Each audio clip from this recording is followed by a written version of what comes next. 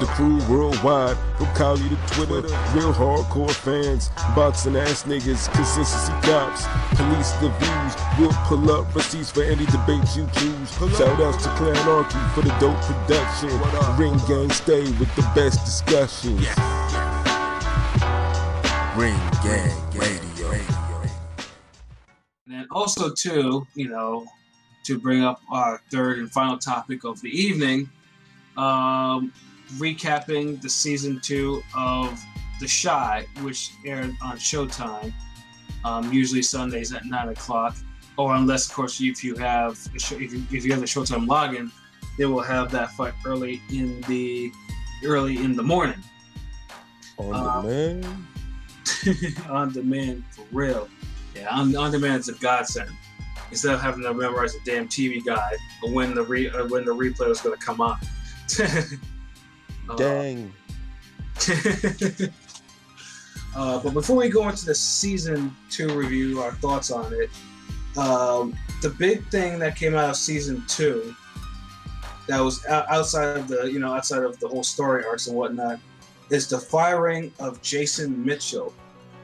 Jason Mitchell is, one of the main characters, Brandon. He's the main character, Brandon Johnson, I think. And he's basically he's one of the main stars of this the show. And he also has probably the biggest story arc in the show for season 2. Unfortunately, I think Jason Mitchell got caught up in some Me Too type of deal. And they decided to remove him from the Chi for season 3, which is which is fishy because no real details have come out about what he actually did. So I'm just saying, it's just a little fishy, man. It don't really look right, man. If something would have came out and showing, saying exactly what he did, I could understand it more, but it just more seemed like some typical black man is difficult type shit. Yeah, I mean you hit it right on the head on that one. But also I heard rumblings that the reason why he got released was because he actually got a little bit too familiar with his actual coworker, his on-screen girlfriend. That's the rumor. Yeah, I heard about that, but I mean, I heard about that, and she bringing her boyfriend or her husband or whatever on the set, and dude is still, they still go through it and all of that and everything. But what is this like? No one can say what is he exactly doing. Right. Like, come on, like say fucking what he's actually doing. Like all this alluding and it just sounds like dude could be a jerk or an asshole or an aggressive douchebag. People are like just making that worse. Mm-hmm. Like, if he's doing some foul shit, if he's groping bitches and doing this, doing that, he rude and this, that, and he cursing motherfuckers out and all that, this, that, what in the what, like, say it, like, you know what I mean, like, so, I ain't trying to be the nigga to always use the, the black card, but, I mean, it just looked funny, so I'm gonna slide it halfway out the wallet right now. That's all I'm saying. Like, y'all making me really, and it's been a while, like, it's been like, a weeks this has been out, and it's like, he's dropped from his media, his management company, all this shit, but no one's saying exactly what he did. Right. So that's my only thing on that, so. Yeah, that's a shame too, like I said, because he, like I said, his character is one of the main story arcs of the whole series, especially within season 2, which will segue into that. LB, what were your thoughts on the season for season 2? First of all, they're gonna be spoilers, so if you ain't see the finale, like, just come back after this shit. Word. after you see that shit. If not, you know, carry on. Overall, I thought the season was, you know, it was cool. I thought it was better than the last season, you know, because it already had a world to build upon, and it just expanded it. But it was just certain things were annoying, and it just seemed like the writing was all over the place. Like, you ain't know what it wanted to do, and a lot of times it was like shit was just going in a circle. It was like there was no progress. There was no payoff. Yeah, like the issue with like the whole saga with Ronnie.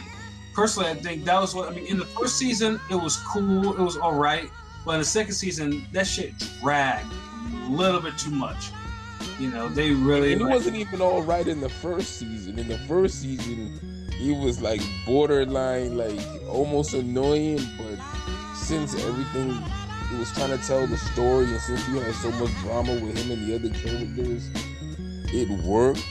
But you could tell it was like they was unraveling, like after, like, damn, what are we gonna do after this happens? Mm-hmm. And like you said, in season 2, it's way worse. It's like these niggas literally don't know what they want to do with this man. Yeah, they don't. It's just like, you know, even although the spoiler at the end with him, you know, this is a spoiler reconnecting with his father and everything like that was a nice little thing, but it just, I mean, that to me, that could have been something that could have been fleshed out in earlier episodes. That could have happened 5 episodes ago. Like, honestly, that could have happened in like the 8th episode. Mm-hmm. And then he could have gone on about his business, and maybe in the 10th episode, he kind of makes back up with old dude's mom or some shit. Like, I don't know. I'm just saying, like, or we could have seen the relationship with him and his dad grow even more, you know, but it just seemed like they just dragged shit out.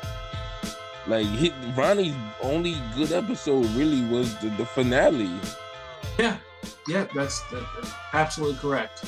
And everything else was just bullshit. Like, it's like they didn't know what they want to do. They want to condemn this man.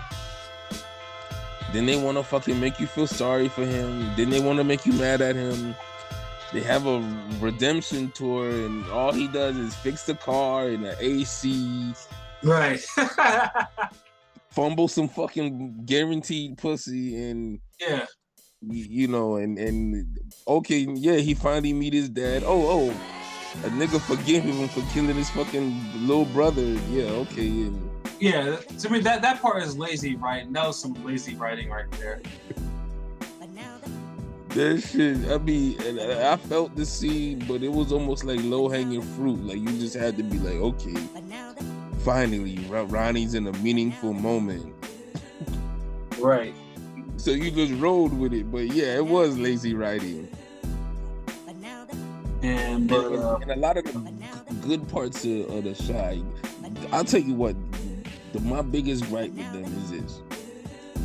The best parts of the show, they don't play up enough, or they tease you with it. And everything else, they flood you with bullshit. Yeah, you know, like, I mean, like honestly, like the kids, although, you know, they all have their angles. I mean, they all have their arcs. You know, Jake and Kevin and Papa and all of them, they have their arcs. It just seems like with them, they were just, well, I think it just was just 3 of them, and then old girl with Kevin. You know, that was just pretty much the arc. And then later on, though, they added, hey, you know, he can go to a specialized school, you know, for gifted students or whatever. And even then, like, that was probably the more interesting story arc. But they didn't really expound about that too much. Or I think they just kind of like blew right by it, like, hey, I met another. They teased you with it. Cause they teased you with it, like at the finale when he put on the jacket. That's when they're kind of telling you what the deal is with that. But they teased you with it for like 3 episodes. But even then too, like they teased it with some bullshit, like, you know, where they met old boy that went to that school and then he got caught up with selling drugs or whatever. I'm just like, really? I mean, this is what I mean, yeah, the kid snitched on him, and it's like it's all off screen, so it's like that would have been dope to film or to show, but instead, you know, niggas probably that time was probably devoted in the budget for, you know, Ronnie doing some stupid shit. mm-hmm. So it's like even Reg is a great character for the show, and they don't play his part up enough. Yeah, he was really underutilized, and you know, and what I wasn't expecting, like, I mean, Reg, you know, he definitely shined in the last episode though, but then also too, I mean, having him get shot up, and we didn't know if he's actually dead or alive, because that was a cliffhanger, you know, getting shot up by them cats on the motorcycle.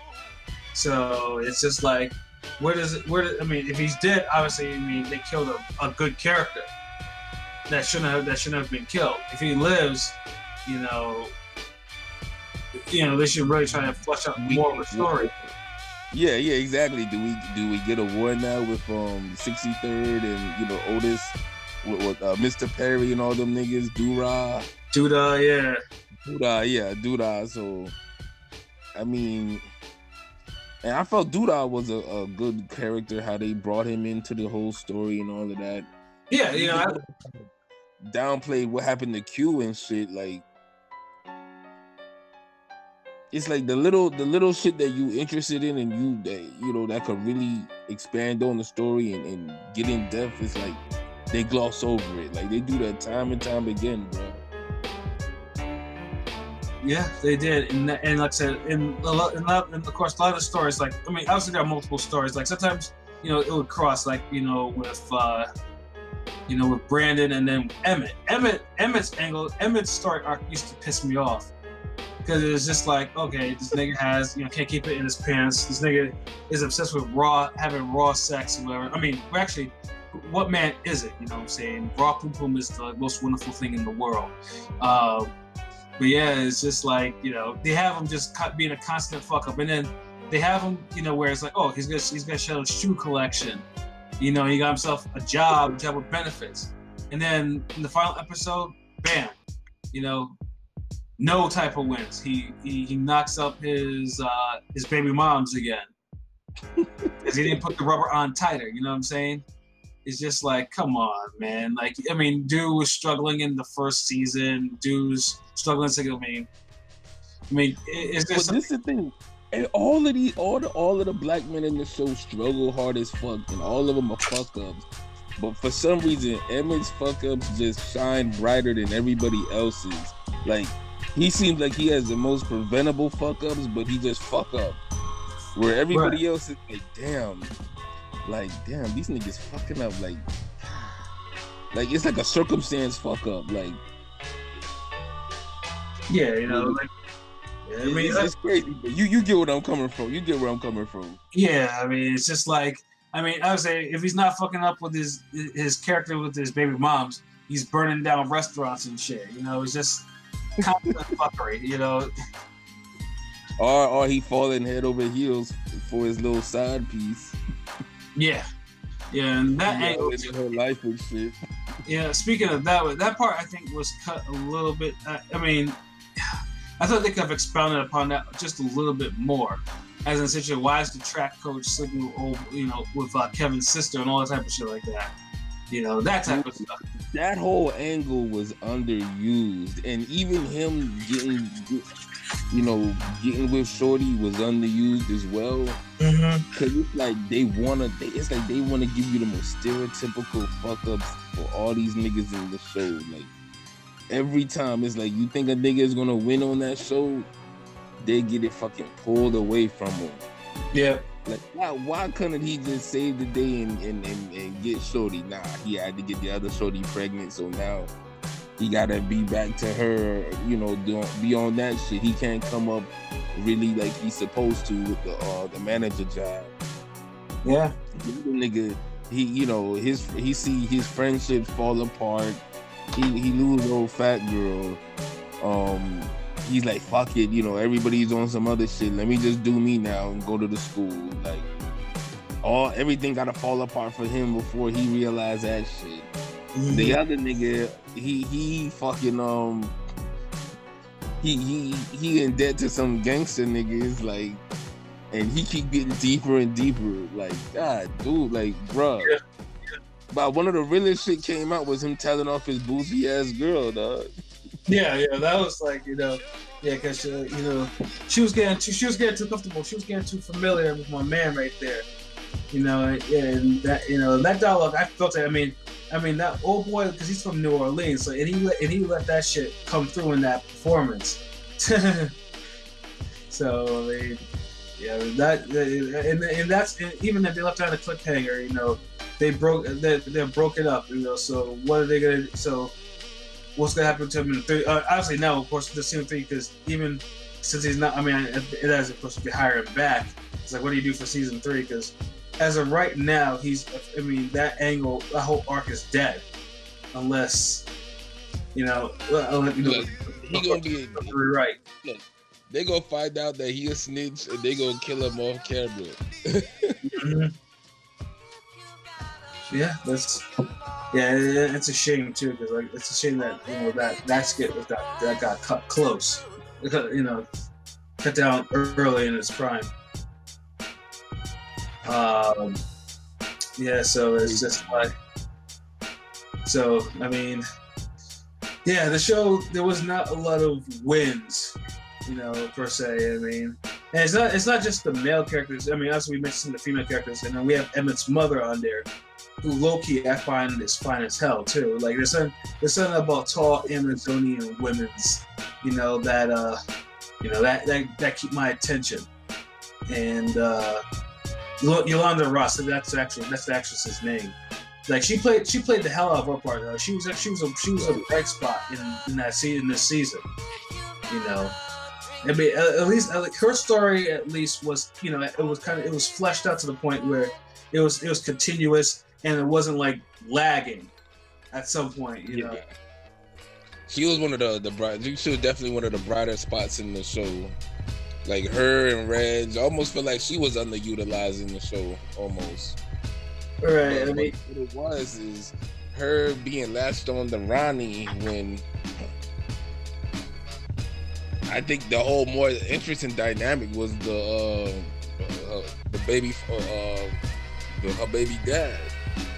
Mm-hmm.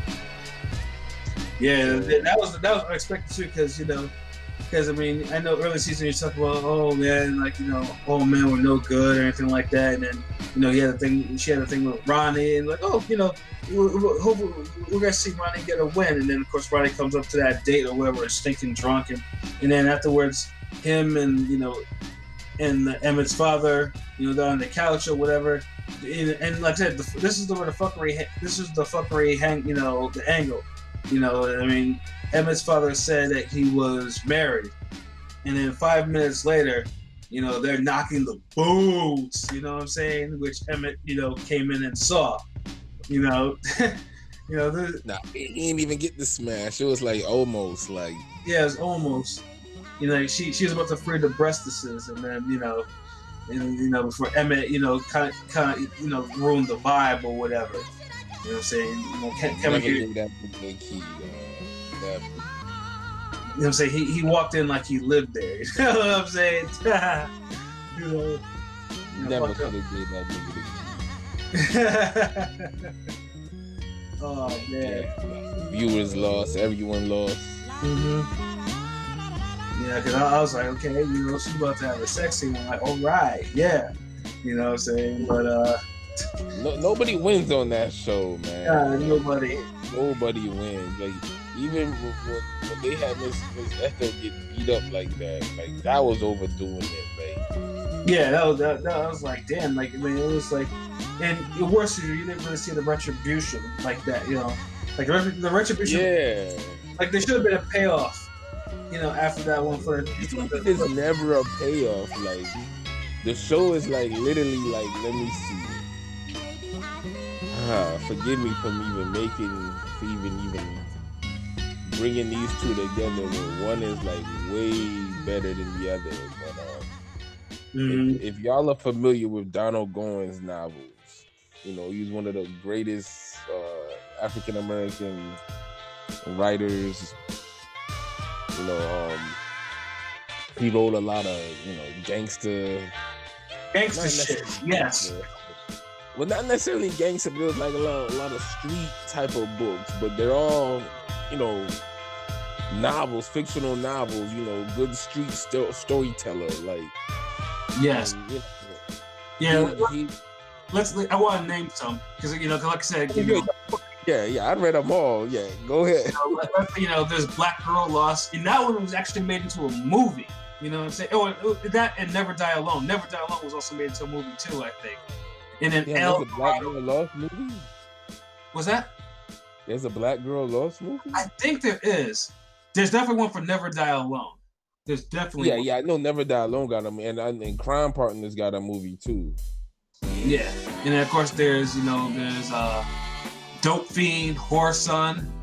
Whoreson, classic. Yep, SWAT Daddy Cool. Key Players. White Man's Justice, Black Man's Grief. Oh, classic. Yeah, so it's like, like I said, Ring Gang Radio, like we are, it's not just boxing, like we are intellectuals. We do read a whole bunch of stuff, and Donald Goines is, we read, good street fiction too as well, and Donald Goines, and at some point we may even have a cast about him, he had an impact on a lot of things, especially in rap music too. I don't think there's, in the 90s, he was referencing a whole lot of joints, what I'm saying? The AV line, your mind's boggled, but I'm as deep. He was Donald Goines novels. Oh, man, and just to bring it to the point of why I mentioned Donald Goines.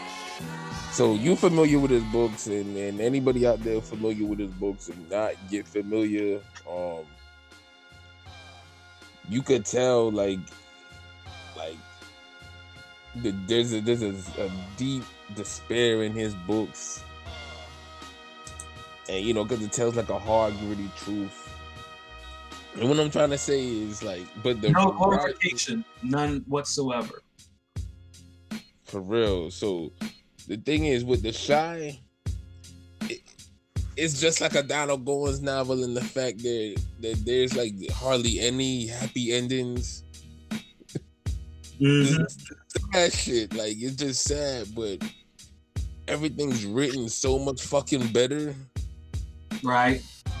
You appreciate the story, the struggle, the characters, the journey, and there's certain payoffs throughout the stories in the books and everything where it makes you like reading it, you feel it. Right. And, I know some people might be like, well, damn, you spoiler alert, nigga, you said most of his books have sad endings. But yeah, nigga, find out for yourself, man. You gotta read this shit. I ain't gonna tell you which books end good or, are positive. It ain't like that. Word. But once you read 5 of his books, or I say even start yourself at 3, and you'll get what I'm saying, unless you magically end up reading the ones that I'm thinking damn, okay. But other than that, you'll get what I'm saying. And The Shy is like that, where it's a show where nothing good really happens, man. And it's it's not written enough where you care about if nothing good ever happens. It's written only good enough to where you want something good to happen and it just never happens. Mm-hmm. It's I know people wanted it to be as good as Power and The Wire and all this shit, but it's barely as good as the damn first season of Empire. And it's on Showtime, my nigga. And I didn't watch no damn Empire, and I won't. Think about it. Just to compare this shit, just to say, as far as, the story and moving the characters, it's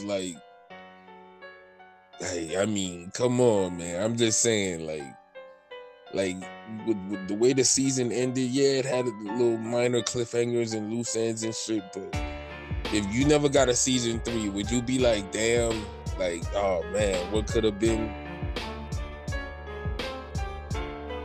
Yeah, yeah, pretty much. Are you hyped to see a season 3 like that? Are you really? Not really. Only because outside of Jason Mitchell not returning to the show, it's just You know, it just seemed like season 3 will just probably descend into some more wild fuckery. You know, where L's will be handed out like candy. You know. Yeah, it's just televising L's for black folks. Yeah, pretty much. In the inner city in Chicago. Yep. No one ever gets anywhere. Like even with throughout the season, even with Jerica, like with a Brandon girl, like you see how she tried to do certain things and and she tried to help people with the lawyer shit, and then that goes nowhere. Like nothing ever goes anywhere. Right. The cooking contest, he lose that to that slimy ass dude, his former boss. Mm-hmm. Nothing comes out of that. Like it's literally like nothing satisfaction is. There's nothing satisfying from the Shy watching it. Right. I mean, I know if you want to show the hood and all that shit, and black people life and all that, like, damn, like let it get. I mean, where's the fantasy element? Like, damn, can you have something good happen? Yeah, right. Like, damn, like I mean, because we're not saying make it a comedy, but damn. I mean, in a way, it's almost like a lighter version of poverty porn. It's just like, yeah. It's just like the writers, man. Like, if you want season 3 to really pop off, write some, the story arcs that you have left. The main, write something there where characters have upward momentum. Instead of all just, it gets depressing having to watch these motherfuckers take L's upon L's upon L's. Get some type of fucking payoff, man. Like something, like you see how when Brandon had, he had all the baby moms on point, he gave them money, sold some of his shoes, and everybody's happy. Like he couldn't keep that positivity going. No, it couldn't, not at all. I was like, spin that into the whole the track coach, underage shit, and they could have went a whole nother direction and really gave him a nice story like that. Right. They go for the low hanging fruit every time. They could have really made old boy beef with his former boss. They could have really went there after the contest, and they could have issued a battle, or they could have did something else. It's just lazy writing. It's just niggas just low hanging fruit every time. Yep. Definitely have to agree. So that's basically our summed up thoughts on The Shy 2. It's not thumbs down, but it's not thumbs up. It's in the middle. And it's sad. Yeah, it's very watchable. There's no question about that. I mean, don't let our comments saying that we hated the show. We did. If we did, we would have finished the season. If we did, I'll end it like this. Like, it's one of those shows like where you could almost change 3 different things that happened throughout the season, and you'd have a better show because of it. Yeah. Now imagine changing 3 things for all the characters in the show. Yeah, and you'll watch the show and you'll feel like, God damn, like they could have did this, they could have did like, why we end up with this? Yeah, and that is real talk. Oh man. But yeah, I mean, that was our thought on The Shy 2. Like I said, it is minor recommendation to watch, and but yeah, I mean, obviously, if you agree with us, you can always, you can debate us in the comments for the video and everything like that. So yeah, that brings us to the end of our show for tonight. LB, do you have any final thoughts? Just really, ringgangradio.com for the culture. Shout outs to, the squad, PJ, Rome, Cano, prolific genius, one with the 2. we got that Pacquiao Thurman bars and boxing video coming soon. Got a BJ Saunders highlight coming soon from his last fight. So he won the super middleweight belt, rare mode edition.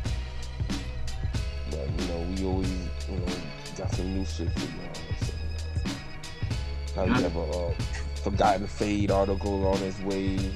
Yep, definitely got that going. More highlight shits, more boxing, more the same, you know what I mean? More boxing artwork, all of that shit. Yep. And of course, my final thoughts. So yeah, I'd say just keep us supporting Ring Gang Radio. Keep engaging us. If not on YouTube and our places where we keep our Spotify, our Podomatic, Google Play, any of that. Just keep supporting us. That's it. All we live for is this boxing shit. And just continue to bring in, just continue to bring to you that John Blaze shit that we got. You know what I'm saying? Because our shit is more John Blaze than most other people's shit. You know what I mean? Yeah. So yeah, just keep supporting us. We thank you for we thank you guys. For the ones that have been. And just yeah, it's well appreciated. And on that note, I will just the end of our show. Of course, real talk. Where always if shit's real, we talk about it.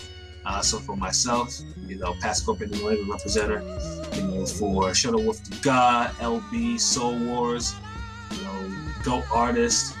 I'm saying we out. Till next time. Peace.